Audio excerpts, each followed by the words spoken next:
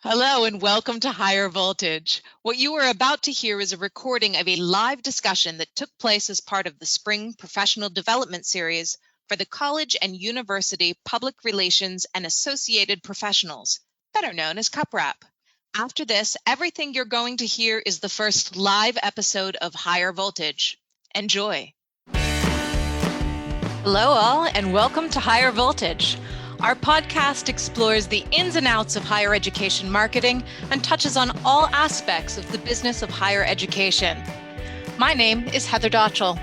I'm a Philadelphia-based marketing and communications professional who most recently led the Marcom divisions at 2 area colleges. Today is a very special episode of Higher Voltage. We are recording live during this session opener for the annual CUPRAP Spring Conference. Housekeeping tip: if you have questions for our panelists, please enter it into the Q&A function. Gab amongst yourselves, of course, in the chat, and feel free to take bets on how quickly someone will have to tell me I'm on mute. Today's topic: building community on social media. And we have some spectacular guests to share their work with you all. First up is Dr. Josie Ahlquist, our first repeat Higher Voltage guest. Josie is a higher ed digital leadership expert and community building icon, known particularly for her Facebook groups uniting higher educational professionals. Joining her is the hashtag marketing Twitter queen herself, Christina Garnett. Not only does Christina encourage and shape one of the best communities on Twitter, she is currently also building community on HubSpot. And to complete our panel, we have Jamila Walker of Old Dominion University and Taquanda Johnson of Eastern Michigan University, here to talk about their work to establish hashtag BHESM, Black Higher Education Social Media, on Twitter. And that is enough of me talking. Let's start with our communities on Twitter. Jamila and Taquanda, can you each give us a little bit about yourselves and why you decided to cultivate BHESM? Sure. I guess I'll go first. So during the time of the shootings and, which is still continuing, I was looking for just a community where we can kind of talk and discuss things that not only were going on in our community, but just overall in our careers. And I had thought about this even before things kind of went left. And I had sent a Facebook message to Taquanda and I was like, hey, what do you think of this idea of having this community for Blacks in higher ed? Because we are kind of like our own community also. And there's not a lot of us, but we do lean on each other. And she said, I just literally tweeted this, that I wanted to start this group. So I didn't even see that she had tweeted this at all. It was just kind of, because we stay up on each other's Twitter feeds. I know. And that day I just was not on Twitter, and I was like, everything just aligned perfectly. And I was like, well, then let's do it. So we started the group on Facebook, and it's thriving. We're getting more members and can't wait to see kind of what this community does. So we also make sure that when we are tweeting or anything, we do use that hashtag. And a lot of the members that are currently coming into our groups is because they saw the hashtag on Twitter. So, we're getting there, but Taquanda could take over also. Yeah, like Jamila said, her and I have been friends for quite a while now, and we check in with each other, on a regular. And in dealing with the climate of today's society, and what we've been dealing with, especially in light, as Jamila mentioned, as far as the murder of George Floyd and racial injustice. And to be completely transparent, and honest, being a minority within the field of communications, period, there's a need for community. And not to say that the higher ed comm groups and hashtags and such, aren't great, because they are, and they serve a magnificent purpose, and we're honored to be, a part of this space. But we were finding out, like she mentioned, like there wasn't a place for us, right? And that's one of the things that, because what we struggle with and what we struggle with is not what our counterparts struggle with.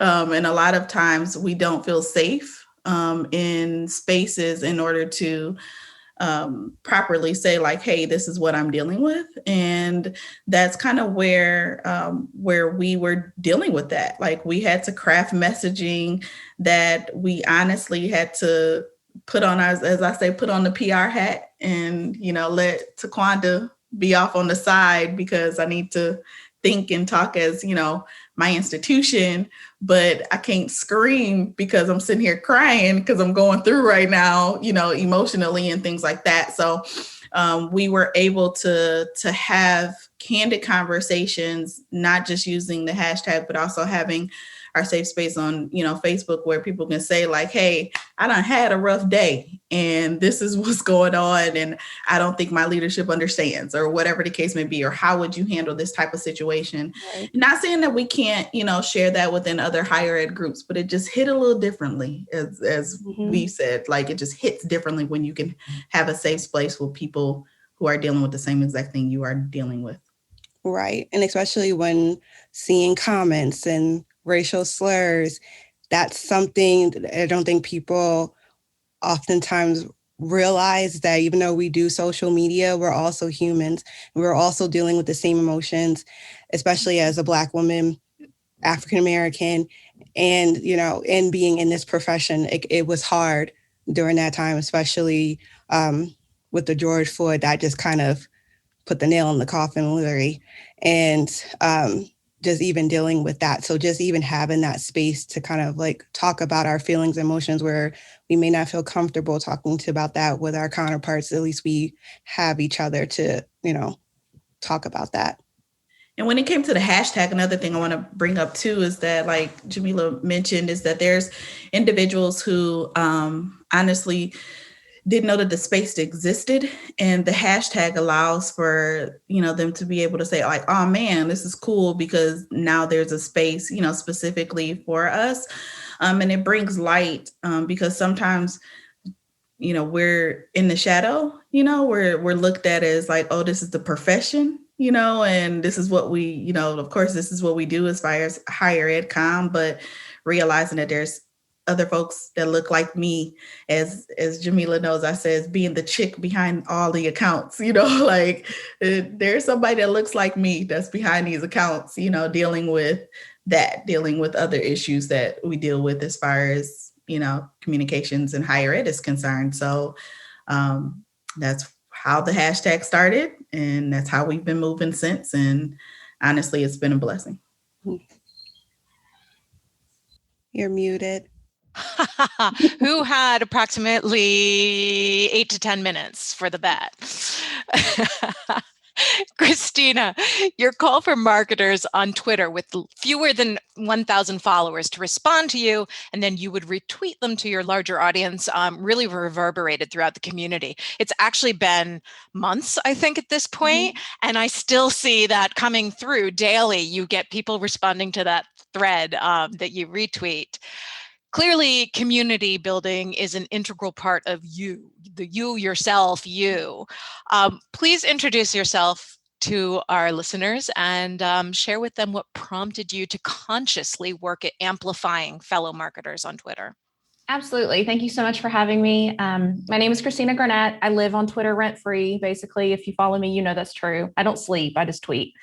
But I currently work as a senior marketing manager for HubSpot. My specific niche is offline community and advocacy. So I do a lot with community building and social listening. Audience intelligence is incredibly important to me. And because of everything that happened last year, the structure of how we connect, the structure of how we communicate, the intimacy and the lack of intimacy that happened during that year really kind of brought social listening and community building into the forefront. It's existed. There's people who've been leading this space far longer than I have, but I left an agency last year and was completely burned out. And at that agency, what I loved most, apart from my clients, was going into our chat and sharing, like, you need to read this new feature. You need to see this blog article. You need to talk about this person. You need to know who this person is. And so when I left, that was such a big void in my life. And so I took all that energy and put it towards Twitter instead. because I firmly believe that social media can be used for good, and it democratizes information.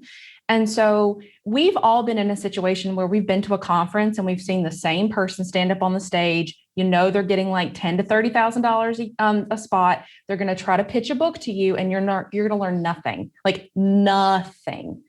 Versus there are accounts on Twitter that have like 300 followers and are some of the most brilliant people I've ever seen. And the only thing they're lacking is someone to give them a microphone.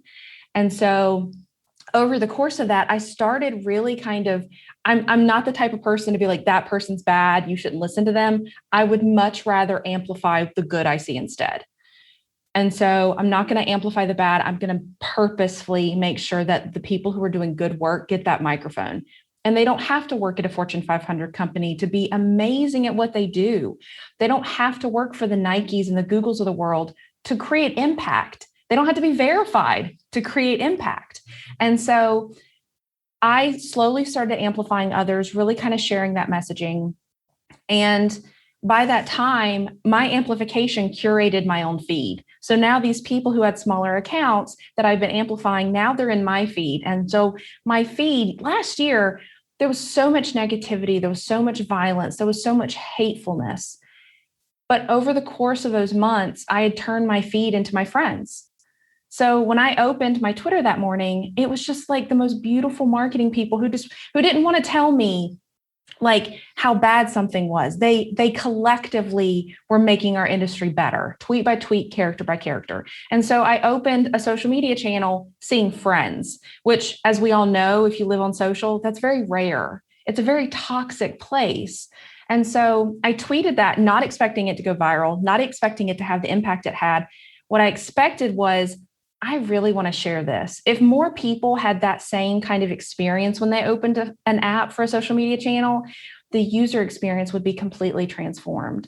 So I created that tweet, wrote with it being under 1,000, because most social media managers, some of the most brilliant people I've ever met, have incredible imposter syndrome. And if they don't have the right number beside their name, they feel invalidated. They don't feel worthy.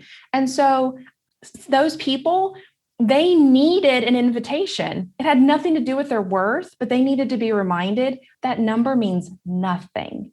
And so I went through, I kind of broke Twitter twice. They kicked me off because I guess I had bot energy. They're like, you're retweeting too much or liking too much. Like, they kicked me off. So I'm like DMing people, be like, no, I'm alive. Like, just let them know. Like, I'm still here. I just can't do anything. And so it turned into this thing where marketing Twitter existed before that. Some of these connections existed before that. And if you look at the responses, a lot of it was, I was lurking, or I didn't feel worthy, or I do this. Does that count? Does that mean I get to be a part of this? And so they were there. They knew this community existed, but sometimes you just need that personal touch of, we want you here. We want you to be a part of this. You're valued no matter how many followers you have. And so it kind of created this new groundswell. And the thing that I really liked about that tweet was how people behaved with it. Because then it turned into, because of how it made them feel, they reciprocated that for others. So some of the first people who responded to that tweet, those are some of the most vocal people welcoming others, because they knew what that meant to them. They're like, this was my door. I want to open this door for others. And so it's become a really powerful thing. And I'm very proud of it. I like to say I'm the godmother because I will protect it at all costs. Like, I'll get very protective. Thank you. Josie, you are also a leading voice on Twitter, but I'd actually like to focus on your work with Facebook groups and the amazing sharing communities you've built there. So tell us about you first, and then more about the journey you've had building some of the best professional development communities on Facebook. Well, first, I just have to also spread some magic pixie dust to my panelists, who just are so darn inspiring. And again, that we're a group of women pointing the microphone to those that also need lifted up and amplified. I believe strongly it's work like this, that there is soulfulness part of social. because we follow the spirit. Like all these examples are coming from, we see a need and we quickly move to amplify others. You could call that being a lighthouse, because some of these can't be built in committee work. And so again, I just want to give a shout out to that.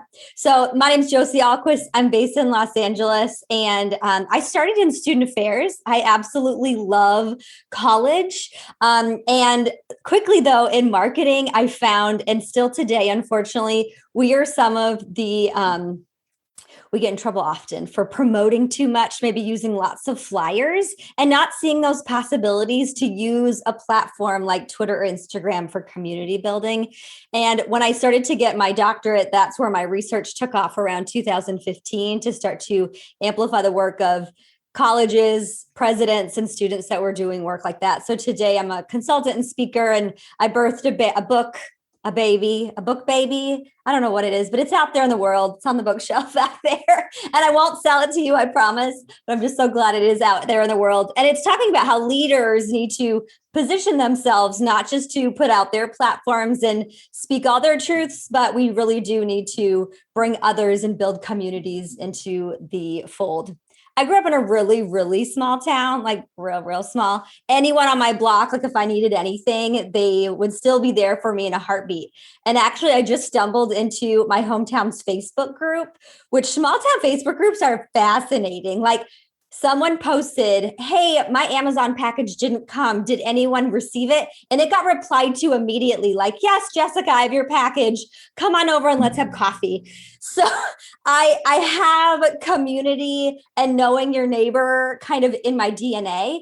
At the same time, as I've always believed the internet, we don't give it enough credit. Yes, there are some dark parts and frustrations and ethics we need to tackle, but Twitter got me through my darkest days in my doc program with different Twitter communities and like people that I met that are now some of my closest and dearest friends.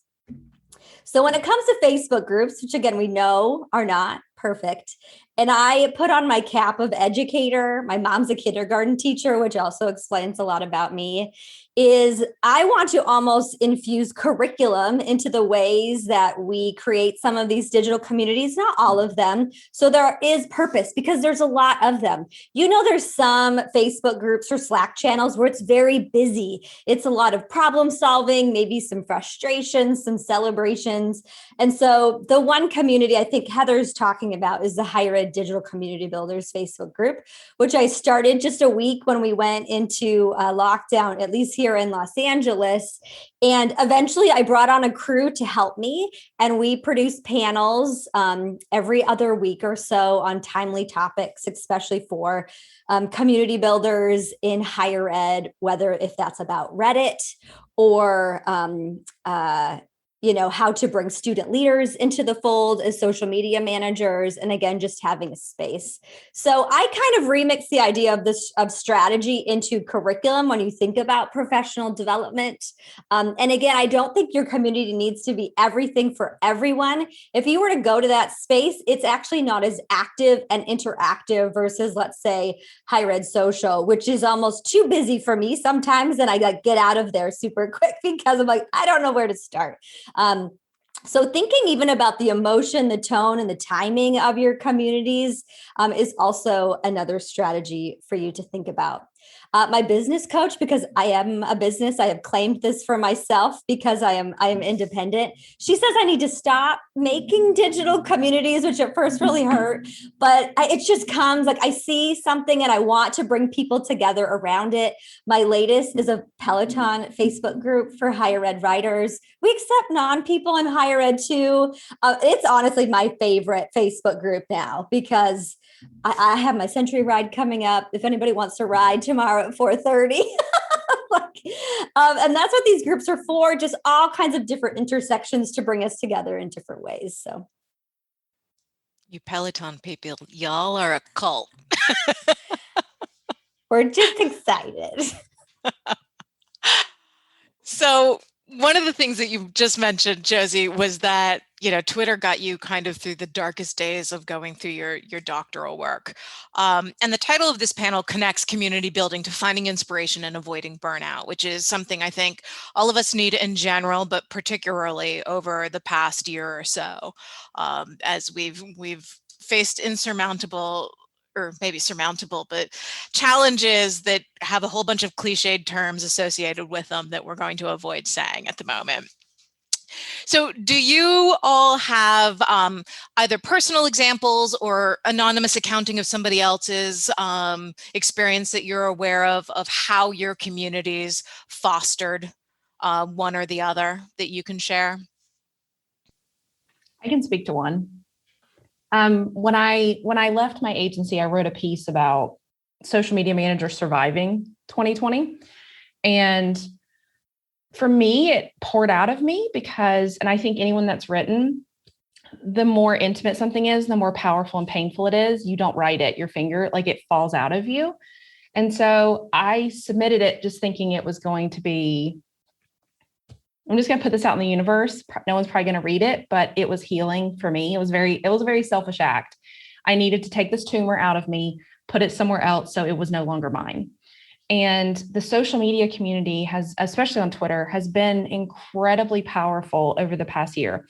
Yes, we've all been there, but just like you were saying earlier, and it's helping you survive, there's been this commiseration that's happened and this very open dialogue about just the suck, just having to be tied, like being tied into something that you are being paid to, like, yes, it's a 9 to 5, but anyone that works in social knows that it isn't, and knows that you have to be on alert, and knows that, especially last year, we had like 5 or 6 breaking news items that would have broken in like the span of a month any other year. And so the people who are at the helm are constantly being stabbed with bad news. They're constantly being hit, and they are in a position where they can't turn off. Whereas there's like a national unplug day. The people who need to unplug most don't have that luxury. And when you try to explain that to others, not all of the responses, but the majority of the responses was, well, if you hate your job so much, ... Not thinking, we are literally here because we love this. We are literally here because we're passionate about this, because it would be so much easier to walk away. It would be so easy to walk away, but we stay and we do the work and we love it. And there's bad things. And I think that there was such this loneliness last year where people felt this way. And in the midst of like what Jamila was talking about and what DeQuinda was talking about, there were some amazing like times for the community to come together, but there were also some incredibly dark times. And so when you are at your desk crying and suffering, you think, well, like, I'm not a victim of one of those crimes, and I didn't die of COVID. So you almost feel like your pain isn't like legitimate because it's not that bad. And I think that over the past year, it took all of us to come together to be like, there's so much pain happening. And so one of the first things you can do is acknowledge it and no, you're not one of those victims. And no, you didn't have someone maybe directly who passed away from COVID, but your pain is still very much real, and you are not alone in that feeling. Because I feel like that was a part of it. Whereas if you were in an office and you were having a bad day, someone could walk by you and know immediately by the look on your face that something's wrong. How do you do that when you just talk through email? How do you do that when you're just in a Slack channel? You can't. And even in Zoom, you can always hide your face and just say like, oh, I'm just tired, I haven't done my hair yet. And meanwhile, you're on mute crying. And so those conversations, there was so much vulnerability last year, and having those having those really uncomfortable conversations. Like, I love my job, but I can't stop crying. Or I love my job, but I don't sleep at night. And I'm checking Google alerts at like 2:00 in the morning, hoping that someone new didn't get shot, and that there wasn't a new case in my area, or that what's going to happen to my kids, what's going to happen to their schools. And so a lot of like that Instagram thing of like, we're all perfect, we're all happy, we're all everything. It kind of faded last year, where we just had to be forced to be like, there's so much suck. We have to talk about it. We have to be very honest. And for me, that was just very powerful, because as soon as someone else opens up, it makes it so much easier for you to open up. Thank you for sharing that. Any of the other panelists have something to add?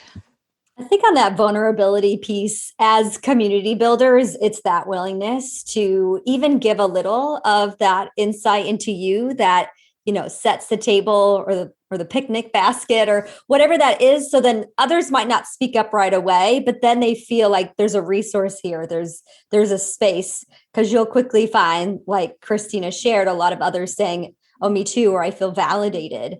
As a researcher, I'm always also going into social spaces with my radars up of what patterns are we seeing. This industry is actually still quite new. And unfortunately, many positions that these fall under are further down into access and power, and they need advocates. So that could be another role within building community, especially at a macro level, that I've seen, especially this past year in higher ed, that not only do we need a lot more research in order to advocate for these types of roles, for resources, but the wellness piece is critical. I don't think if you don't say, many of your most senior leaders would have no idea the amount of weight that comes into even your DMs, right? Until you take a screenshot of it and actually share it. Sometimes it needs to be that clear. And so being part of some of these communities might give you some of those tools to know how to advocate for yourself, but also have others around you to move along the way. Yeah, I find that in all sorts of cases, the first thing I do is run to Twitter because there is that community there that has been curated, and whether it's good or bad, I know that I have those people there that we can go and we can talk. And I personally find processing difficult situations via text, via letters, and not necessarily video or audio, to be very useful for myself. And so there's that comfort level of both the people and the way you're ingesting, the crazy media all around us right now, that I find particularly comforting in community building. Yeah, I just want to piggyback off what Josie was saying, having that's really key about figuring out kind of how to advocate for yourself, because it's unfortunate that our senior level, C-suite folks or whatever don't know, right? If you don't tell them, they won't know, exactly kind of the weight or even the decision makings that unfortunately, they make, and how that trickles down to you. And it's just oh, well, I'll put it out there. I had a situation where a decision was made, and I was like, wow, I really wish that they would have talked to me about that, before it was made, because now I have to have the repercussions of, a decision that was made or a statement that was given or something like that. And the tribe that we develop on social as far as community is concerned is huge. I love the fact, Heather mentioned it, you need to text it out, versus call. And there's been times where I have legit sent Jamila and sent, Nikki over at U of M, a text in a minute to say, help. And then immediately they both pick up the phone, all right, what's going on? And it's because of having that tribe, like Josie mentioned, just being able to research and know, okay, how do I handle this? How do I advocate for myself? Or how do I deal with it now that it's done? You know what I'm saying? So I just wanted to share about that. That's a real thing. It just really is. I think it's so important to advocate for yourself, and just thinking, right, with everything that you guys have been saying, usually at the end of the year, we have to do an evaluation, your goals. And I never once put in my goals. It's always work related. I think it's so important to have one of those goals to be your mental health, or, I'm going to take some time to do this. And I never put that down. It's always mostly oh, I want to reach these many followers or this, but it's never anything personally for myself. And I think that's just something to think about in this role in social media, is to think about your mental health as well. And even though we have this digital community, it's also important to speak up to your higher ups or your supervisors and kind of let them know what's going on, because it does take a lot of your energy, and sometimes you do feel overwhelmed. And luckily my supervisor used to have my role, so she understands exactly what's going on, and that's important. But even during the times of the George Floyd and we had to, send a message out, I had to say transparently, I was like, yeah, I can't post to social today. I can't do it. I'm mentally not there. Can't do it. And they understood that. And I always say, like, a closed mouth don't get fed. If you just have to say, what exactly is going on, and it's okay to ask for help, it doesn't mean that you're less than. It's just, you can't handle it today. And even while you're thinking of that, it's also kind of using your role to also be a comfort to others. And that's something I was thinking of during the time of Black Lives Matters and all that stuff. Like, how can we be a comfort to our community? How can I use my role? Because I'm hurting, I know they're hurting too. So how can we bring that together? So just thinking of those along those lines as well. But yeah, I also, advocate for yourself. Mental health is important. And, be transparent and let those know that this is how you're feeling. There's something to be said when we reach out to our communities, that there's that shorthand there for us, because we're all doing, if not similar, very related jobs. You don't have to explain the back, well, this is a problem because, and then go into the whole, explanation of why.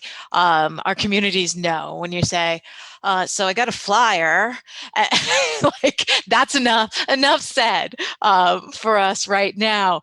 But so we have a question. We have a few questions that are coming in, and this seems for a good place for one from Gail, because really what she's talking about here is how supervisors kind of become part of that community or become support for community. So she asks, how can those of us who manage social professionals but are not on Twitter or Facebook in the wee hours with the trolls and the crazy better support our staff? I think supervisors need to be just as attuned to the tone and the tenor of platforms. So it's not always the social media manager coming, them already kind of knowing, or having the forethought to know that a post might go a little south and they might need more support. So it isn't always that person having to do the speaking up, like thinking around those. And that's just being tapped into the platforms, right? Doing your own homework to pay attention to where things are going. And then sometimes also maybe being the one to ask the question of how are you doing? Do you need some time? But then to really mean it. Like, don't say, yeah, totally, like log off at whatever time. And then you've got an email or a DM to them. You really have to practice. And I mean, I know for me, like, sometimes I just send things or post things without thinking, but those messaging are role models that can go and honestly, like, be harmful, especially to social media managers who do care. And already, I don't want to call it addiction, but we are put into patterns of behavior where we have to stay logged on. And it's already very difficult for us to not look. It's almost like that one Netflix show, that bird show, like Don't Look at the Demons or what. Not that far. But anyway, do your homework, pay attention, and really mean it when you say that you're going to give them time. Christina, did you have something to add? You had your raised hand up. Yes, but I'll make it brief because I know Taquinda wanted to answer this too. The Suez Canal meme that went around, if you didn't see this, and there's like the little engine that could trying to get it out. That little backhoe is all the social media managers, and the Suez Canal blockage is all the problems that have been created in meetings that those social media managers were never invited to. Your social media manager is the Doctor Strange of your Avengers team. They're going to know instinctively and in their gut what's going to perform well and not. And they're going to instinctively be able to tell you, like honestly, if you're going to pitch them something to post, respond with one question. What is the worst possible scenario if you post this? Because they'll tell you and they'll be right.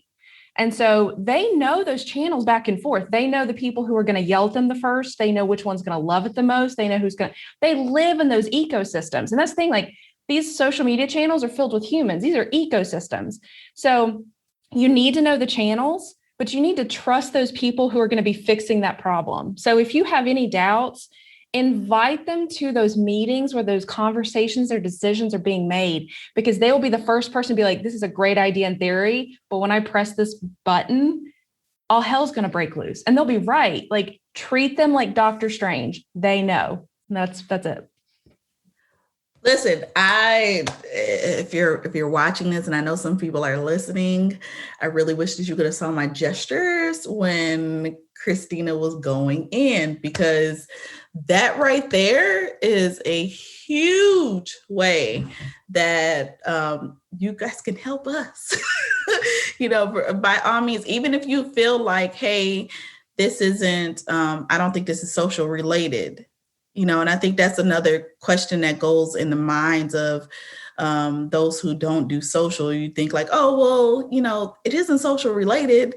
And whether you realize it or not, a lot of things are social related.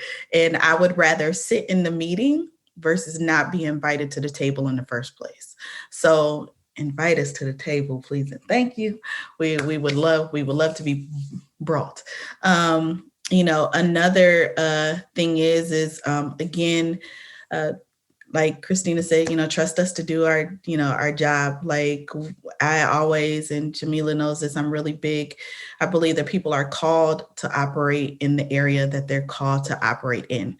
I'm not a doctor because I'm not called to be a doctor. I'm not a therapist. You can't, if you want to come sit in my, my couch, you can. I'll let you vent, but I can't, tell you X, Y, and Z, this is what you're supposed to do. But this right here, this thing called public relations and social media and comm is my world. I'm the doctor in this world.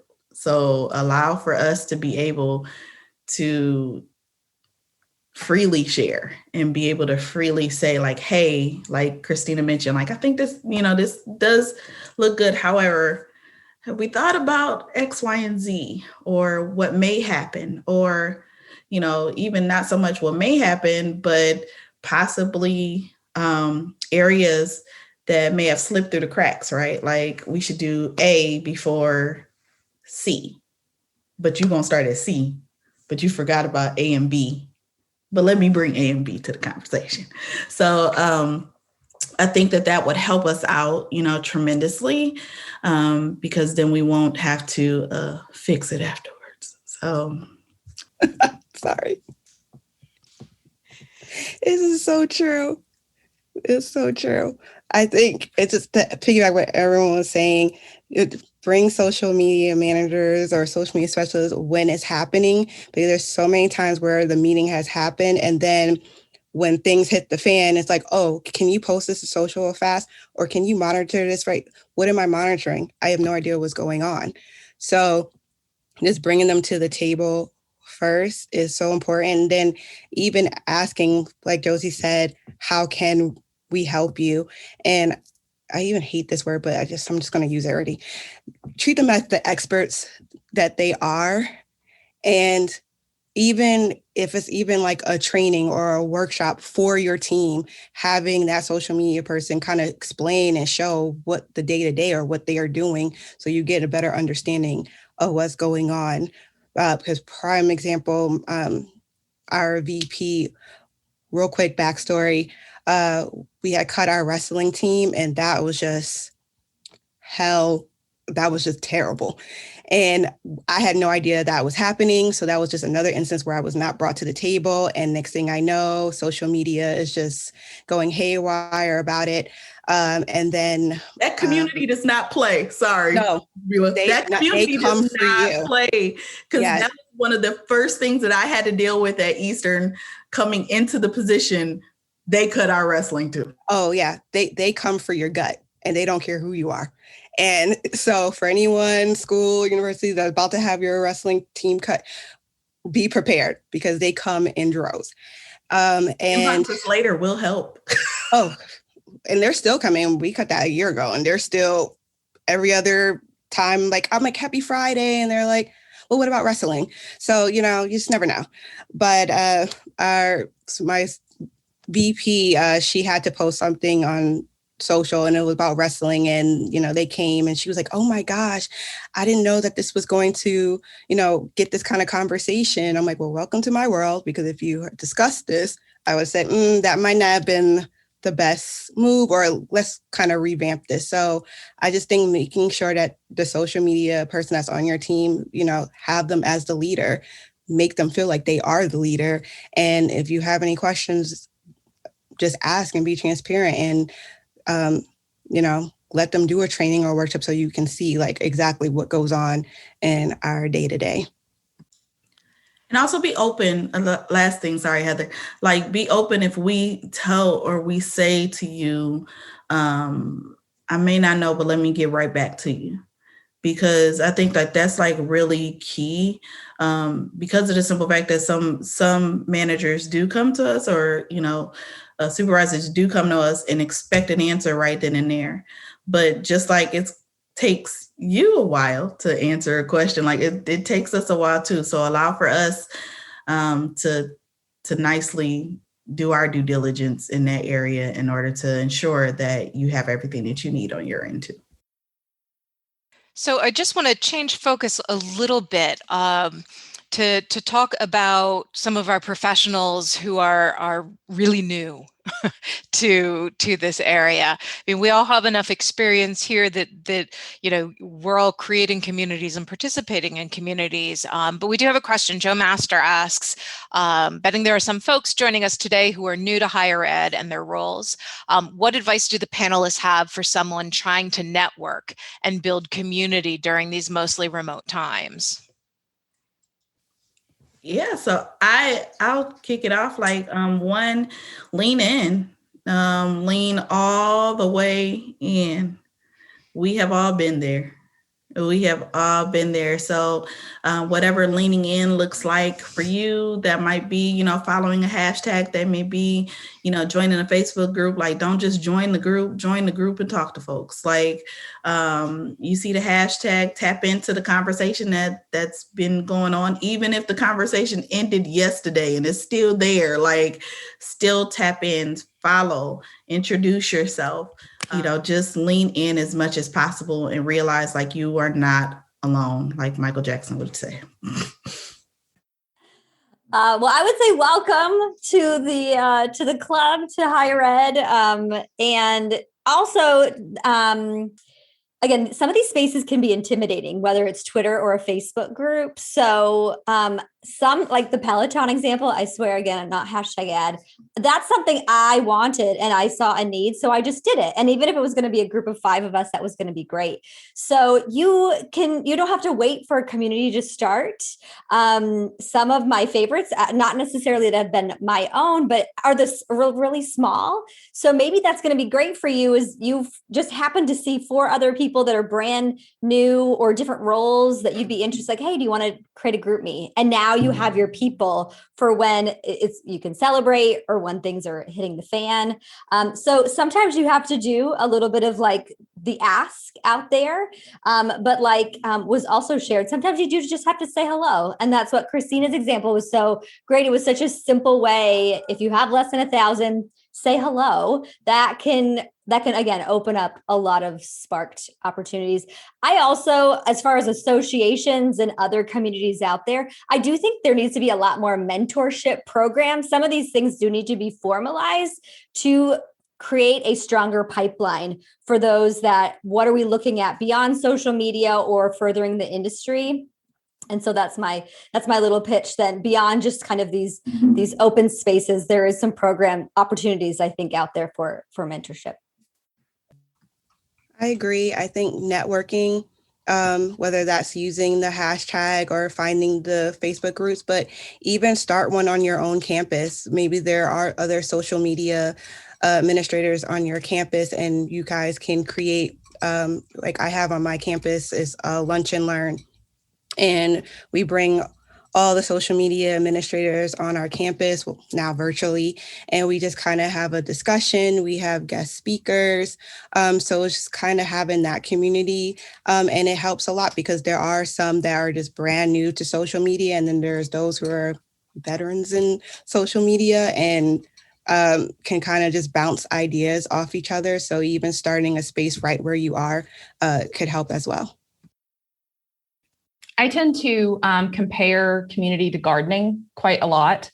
I find that it comes down to mindset. So one of the first pieces of advice I would give is give more than you take. It's very clear when it's a pitch versus a request to belong somewhere. It has a very different emotional response. And so think about, just like a garden, where is it going to live? Is it going to be in a Slack channel? Is it going to be in a Facebook group? Is it going to be in person? And then make sure that that soil or that home has what it needs. What kind of nutrients does that specific community need in order for it to thrive? Does it need opportunities to talk to each other? Does it need opportunities for education or mentorship? Does it need opportunities for like field trips or whatever? But what are the needs of that specific community? And then constantly nurture it.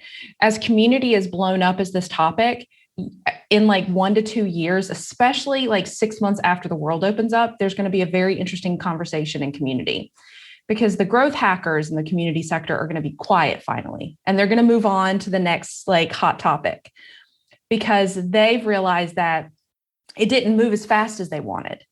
So if you're trying to create community from like a collector standpoint of like, I want 1,000 members and I want 2,000 members and 3,000 members, it's never going to happen fast enough. And you're going to get lost thinking about that core number than you are these individual relationships. And community is built off of these one-to-one. And as you're building it from the very beginning, that's what you need to be focusing on, is this one-to-one relationship. What are their needs? Why are they here? Why would they stay? And then just continually watering those flowers. And from like a comms perspective, that's a very interesting shift, because comms, and tell me if I'm wrong, they'll listen to you when there's like a fire. They'll listen to you when they're battering down the door, but they don't care if you're like, look at all these people who love us. Can we do something special for them? They don't respond to those emails as quickly. So the same water that you're going to use to put out those fires is the same water that you can use to water those flowers. That same attention that you could take these fans and turn them into super fans. And now when you have trolls on your Facebook and your Twitter account, you're going to have those super fans that come for them. You can be as nice as you want. You have fans who will cut them for you. You don't have to say a word. You don't even have to tell them to do it, because now they've been offended because you've come after their school, you've come after their people, you've come after their state or their program or whatever. But it all comes down to gardening. And I do want to emphasize the point that was brought up, I think, across the board here for the young professionals out there. Don't be afraid to reach out. Marcom people in general, I have found, are very collegial. They're always happy to help, even when technically you would consider them your competitor at a school across town. Don't be afraid. I think most of us maybe aren't so keen on managing the day-to-day stuff, but we love coaching. So don't be afraid to raise your hand and say, could you talk this through with me?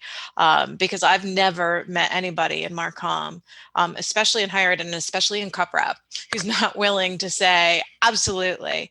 And then the one other thing I would say too, for young professionals is look at community across platforms. Facebook versus LinkedIn versus Twitter are very different in their feel and what they're good at for community. So give yourself some broadband there to build, because you'll find they come in handy in very different circumstances. That's it. Okay, so we have a question from Peter Holleran. Any thoughts by any of the panelists about how we can do a better job of encouraging the development of social communities among prospective students? It seems like an underdeveloped but high potential opportunity for colleges and universities trying to build in prospective students' conviction to come together to their schools. Any brainstorming on this? So I Go ahead. I'll be completely honest.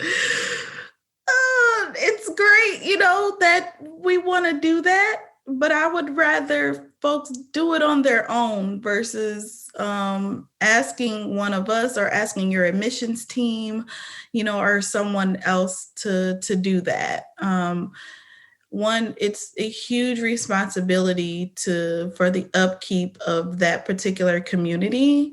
And that's one of the things, like the past, over 3 years that I've been at the university, been at Eastern, is that we've had consistent conversations about that and about providing these outlets for prospective students, as well as those who have been admitted, and parent groups and all of that. And, although it's a great, idea, you have to honestly look at the manpower that it takes for you to manage those groups. And then also what the content looks like that you're going to post that, right? So even after orientation is done in August and they done moved in, or they're commuter students, or whatever the case may be, like, what is your content going to look like from fall to the end of December? And then what's the content going to look like after that? Of course, there's EMU class of such and such groups. Like, I'm an advocate for them creating their own space, and managing that space versus putting it on your comm department and your social teams in order to do that. Now, if you have a smaller institution and it's a little bit different, for them, then by all means, like, if that's what floats your boat and it works for you guys, then by all means go for it. But I've literally had conversations with our admissions team, and even our campus life department, and we had a family life department, and then at one time there were parent groups that were a part of that, and then the university decided to pull that particular department, right? So the group just sat there and nobody's managing it. So then you get into that type of deal as well. So you have to realize, like, one, do you have the manpower to actually keep the content flowing the way that you want it in order for it to be great? And then two, advocate for individuals to create their own. And believe it or not, there are individuals out there who are creating their own groups. Like, I have seen them and I've seen them pop up.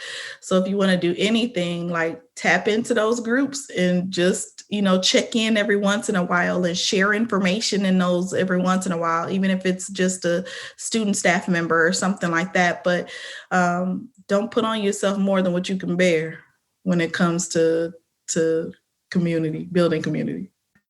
Completely agree. Sorry, I hope that didn't totally back down your idea. I think it's great. However, you got to take a scope of everything. I agree, especially if you're a team of one, like myself. Hello, teams of ones. Don't do it to yourself, because even if you're social media for the entire university, you have all these buckets that you need to hit.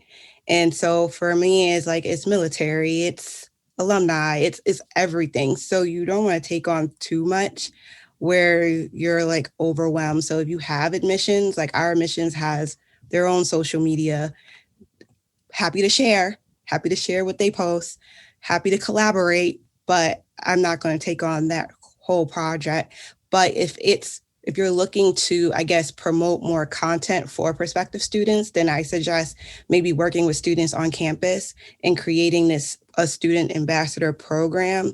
So we have one called the Digital Monarchs, and they help a lot with admissions and different other colleges and departments to kind of showcase life at ODU and kind of answer questions as well. But that would be my idea of kind of creating this community or group, is maybe work with admissions, but not necessarily take on this huge project yourself if you don't have the manpower to do so. Completely agree. I would also add that by having it on one of the own channels, you are accepting a higher level of liability. So how many times has there been a student who's been kicked out because they've said something inflammatory or racist, and then the college has to respond? It's very different if you had like an own channel that lived on and you didn't catch it in time. And by the time it goes viral, it was on the own channel. So now the level of liability is significantly higher. I think from this perspective, a better opportunity would be to, in the admissions packet, I'm sure a lot of colleges are already doing this, but provide opportunities for UGC and give them opportunities of what you would do. So what you're wanting from content is you want to use your students as influencers, then I would treat them the exact same way I would hire an influencer. So I would give them examples. Hey, this is the hashtag we would love you to use. These are the kind of images that we would like to share. If you want to be featured, this is what that would kind of look like. But if you want to use them for content, then I would make it very clear what's allowed and what's not allowed. And then there's going to be those people who want to create their own community. You got to think about too, who's your audience? You have these 18, 19-year-olds who are finally leaving their home. The last thing they want is to like, oh goodness, I get to be a part of this community that's created by another adult. No, they want nothing to do with that. They want to do their own thing, their own way. And you don't want to be that college that creates, be like, here's our TikTok channel and here's all the community for it. Because then it just feels like, what are you doing? Like, why would you do that? You're better off empowering these students to be like, use this hashtag. You can do it on Instagram. You can create videos on TikTok. You can use it on Twitter. You can use it anywhere. And that way we can find your content and we can share it. And this is what that could look like. And then you could have opportunities for that. What happens if there's a really great content creator? Then you get to do what Jamila was saying. Now you get to handpick and be like, this person is already doing great content. They would be a great ambassador. And maybe the ambassadorship is a part of work study. So now it gets to financially benefit them in a way. And then they can work with the comms team or they can work with the social team to be able to facilitate. And also now that helps them. There's so many influencers who might be at your college right now for marketing.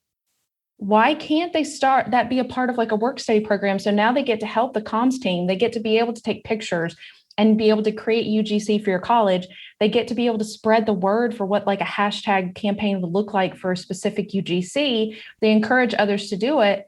And you get content, you get community, but you don't have the liability. You're able to curate what's shown and what's not shown. And like they both said before, you're also not drowning your staff with just one more thing that they have to monitor and babysit. And honestly, it would be babysitting. Well, it goes back to the why. Just creating a Facebook group is not a digital community. Just having a hashtag isn't one either. And so, do we just keep creating Facebook groups for the next incoming class because that's what we do? Well, what's the longevity of that? What do we actually want to happen? Do we want every single freshman in this group, or do we want to make an impact and influence and change lives? Right. So starting with that first, rather than jumping to the platform. And like Christina said, using students as those influencers in those communities that we want to create is also really powerful. I want to jump in here too with my parent hat on, because I am the parent of more than one child in this demographic, and they are already building their own communities. They're on Discord. They're not interested in being on the official school Facebook page. The Discord for my current senior is so organized that they have their own hierarchy of moderators that they've put together from the students, and they are on that all the time. So that might be another way to get at it too, is to figure out where they are of their own accord and see if there's possibilities there. Okay, so we just have basically a few minutes left. If there's any other questions, please put them in the Q&A so we can get to them. But in the meantime, let's take it back to the panelists. I always tend to ask at the end of the podcast, which gets edited out through the magic of post-production, which we don't have here. If there's anything that we haven't talked about related to the topic at hand that you really think needs to be said, there was something in here that you either the flow of the conversation passed by or that you came into this discussion thinking, oh, if I make one point, I need to make this point. Do we have that at this point? Anybody have anything that hasn't been covered yet that you'd like to bring up? Taquanda? Getting that it's all okay. Yes, I'm good. Like I'm so full. Like after, everything that, Christina says and Josie and as well as, Jamila, like I am full. I think we covered a whole lot, in this time period. So We did indeed. All right, well then I am going to actually take the last question that's in the Q&A here, which I skipped because I know the question asker, but also because it wasn't quite in the flow. This tags back into what we were talking about with supporting our social media, our internal community, really, our social media staff. So Tom Durso wants to know, how can we best manage up on behalf of the social media managers that we supervise?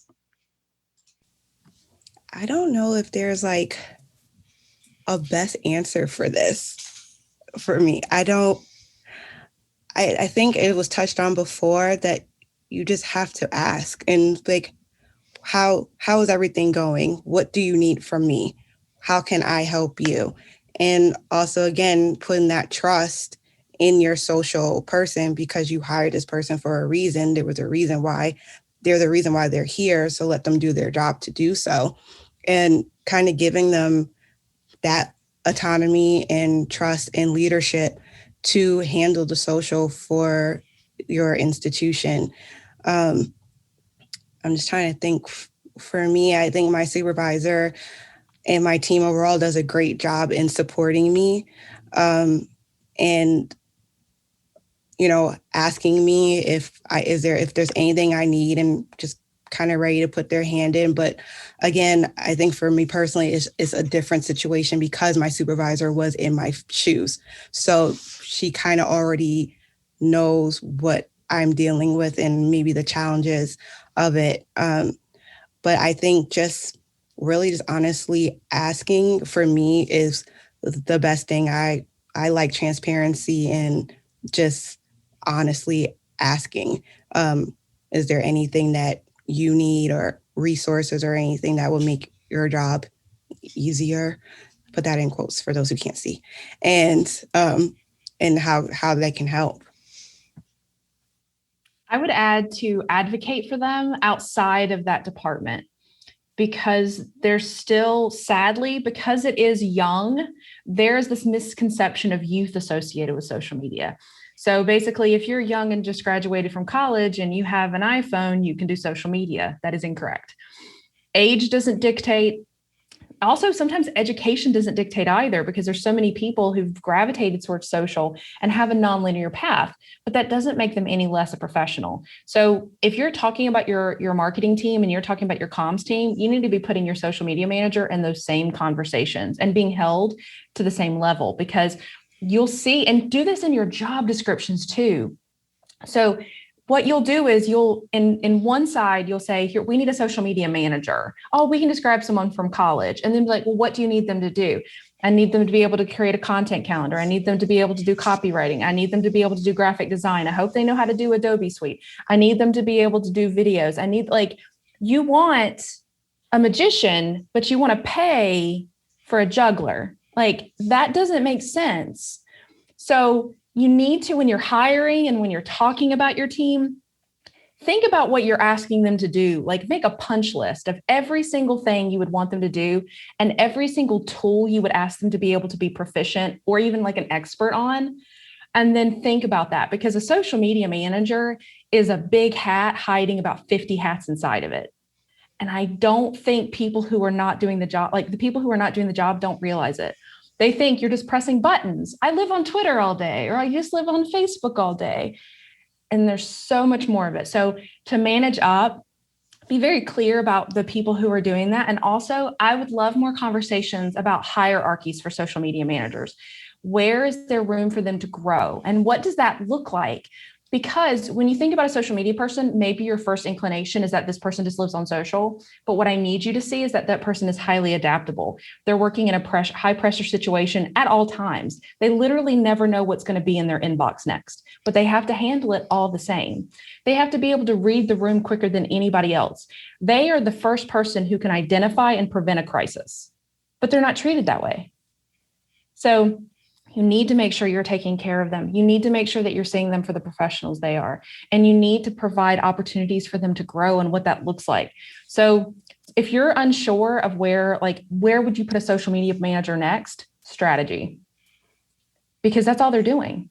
They're strategically thinking every single day. How does this look on Twitter versus Facebook versus LinkedIn versus Reddit versus YouTube? How do I make them better? What should everything they're doing is strategic thinking. They're just not called that. So then what would a strategist be able to do for your community? What would a strategist be able to do for your campus? How would they be able to mold and move up in the marketing ladder of your university? That's what I would do. As we think about managing up and hierarchies in higher ed, having a lens of potentially where your cabinet is coming from, your supervisor having to maybe manage up in that space. We have presidents that were chemistry, faculty, lawyers, like backgrounds all over the place, maybe also student affairs. And so they also have different love languages that gets them and feels like you're speaking their language, because social probably is not their language. And because of the rate of change, they may already have some resistance just based upon not feeling like that's their domain or they know it. So that is why, again, I'm advocating for more research, because for some that come more from faculty, having that kind of published data on the industry and the impact that social media managers are having on students and retention and all those things is going to speak volumes on this industry. But it also just opens up the dialogue again to be able to communicate again a little bit and maybe that's using a lot of what's in the strategic plan, values, mission, things like that. But that has been a good angle, especially for me as I get into cabinets, to know who's at the table and how to interpret things a little bit differently. All right. Well, we are just about out of time. And on every episode of Higher Voltage, we like to end with something completely different to throw a little Monty Python in there. Loosely. So what I'd like to do is go around and I'm just going to call you out based on where the magic video box is on this recording session for me, with asking you who your favorite superhero is. I did this for you, Christina, because we've got a lot of crossover there. Who your favorite superhero is, and where can our audience find you on social media? So Christina, you're next to me. You go first. Absolutely. So even though my Twitter banner is Scarlet Witch and I love her dearly, my favorite superhero is Batgirl. Uses an analytical brain, is able to read the room, is able to be a collaborator at times. And I find that also as a fake redhead, I can't help myself but love Barbara Gordon. She's faced some adversity. And then even after she was shot and paralyzed, spoiler alert, she then became Oracle and was still able to make a positive impact and be able to make Gotham a better place. So I would 100% go with Barbara Gordon / Batgirl / Oracle all day long. And I hope that DC will let me consult because they're a mess. And then you can find me on Twitter at that Christina G. Same on Instagram, but my Instagram is just nature. So don't expect anything like groundbreaking there. And then on LinkedIn, just follow me on Christina Marie Garnett. And then also feel free to check out the HubSpot community. You can get just Google it and be able to join in, be able to start some conversations there as we grow our advocacy channel and network, and HubStars is coming up shortly. So keep an eye on that. Kwanda, you're up next. All right. So I'm not going to go into why, because I think once I say this person's name, then you'll be like, oh yeah, it's just. So for me, superhero wise, it's Black Panther. Plain simple. There's mic drop, and there we go. You can find me on all outlets at T Marie PR. Again, that's T Marie PR on all outlets. Thank you, everyone, for the opportunity. Josie, how about you? Well, I love me some Wonder Woman and just good old tchotchkes around my office, even though they did her wrong in this last movie. So if you do work with DC, please, they need your help. Yes. Just need some empowerment. And the theme music, if I could have one song that people knew, oh, that's Josie. Josie's coming, like Wonder Woman's theme music right now. That's pretty amazing. You can find me at josiealquist.com and at Josie Alquist on all the socials. This was so amazing to be invited into this conversation. Thanks for having me. Thank you. And Jamila, what you got for us? God, I'm stressing. My husband would kill me. He's so good with this. I was going to say Black Panther, but since my husband made me watch WandaVision and I actually really, really loved Scarlet Witch, I will say Scarlet Witch because she was everything. And you can find me on Twitter at I am Jamila Walker. My Instagram is me, Mila J. Do not judge on followers. I do have really good content. I revamped, but it's also I use my Instagram as my gaming because I like to game. So that's kind of my Instagram. And then you can just find me on LinkedIn as Jamila Walker. And this was great. Thank you for having me, Heather. And this was an awesome panel. Thank you all so much for this. And thank you to CUPRAP for having this incredibly fun opportunity to do this live. I didn't even have to, make horrible noises and start over any of the lines to say, Bob, please edit this later. So that's exciting. And to our listeners, if you'd like to explore a topic further, and all our CUPRAP people out there, please feel free to reach out to me on Twitter at @HDotchel.